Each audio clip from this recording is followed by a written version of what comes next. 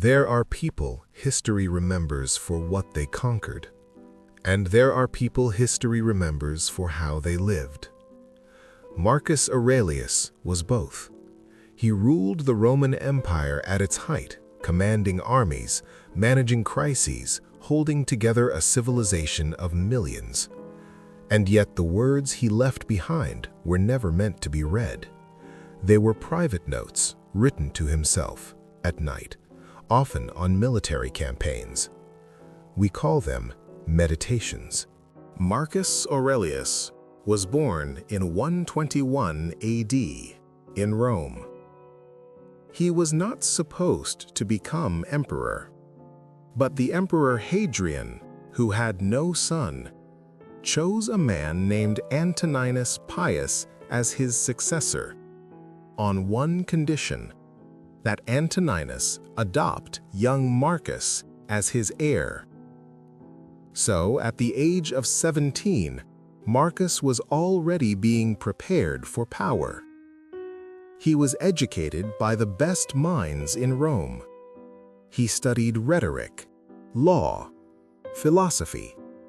And it was philosophy, specifically a school called Stoicism, that would define the rest of his life.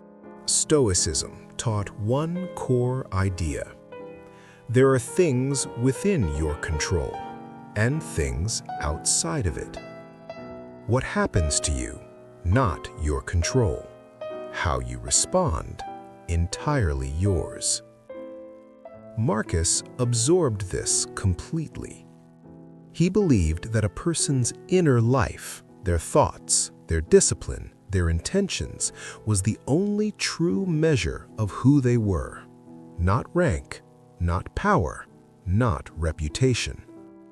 This was radical for a man who would become the most powerful person on earth. Marcus became emperor in 161 AD, at the age of 40.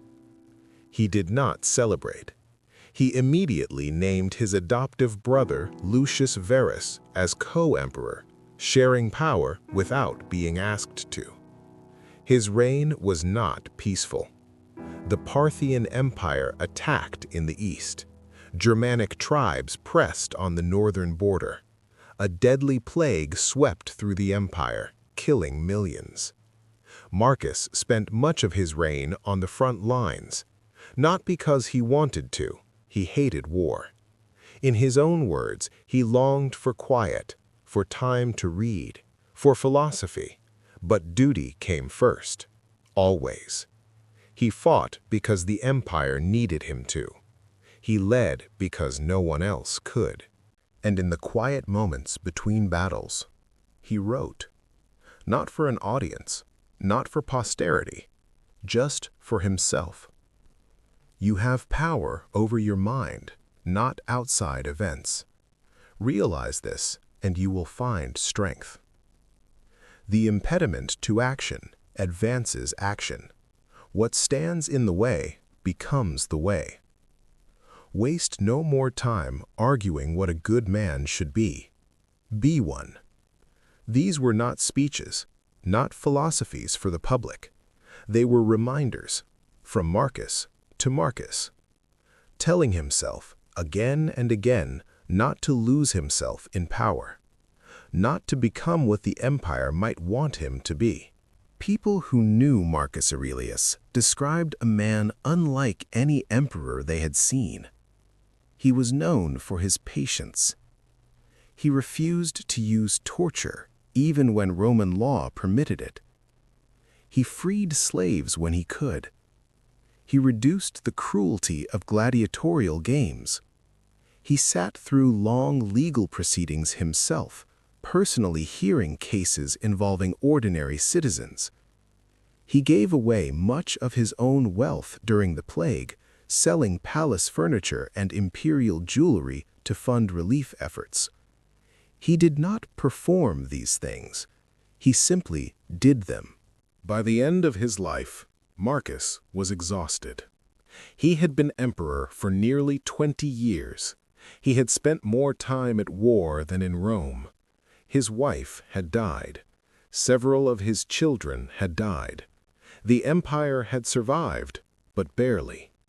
In 180 AD, Marcus Aurelius died near the Danube frontier, likely from illness. He was 58 years old. He died as he had lived, away from comfort, in the middle of duty. The Roman Senate deified him after his death, but he had never wanted that either. Marcus Aurelius died nearly 2,000 years ago. His empire is gone. His language is dead. And yet, Meditations has never gone out of print. Because the problems he was writing about, distraction, ego, fear, the temptation to give up, are the same problems we face today. He was not a perfect man. He made mistakes. He failed. He struggled. But every single day, he chose to try again, to do the work, to be honest, to show up. That, perhaps, is what makes him worth remembering.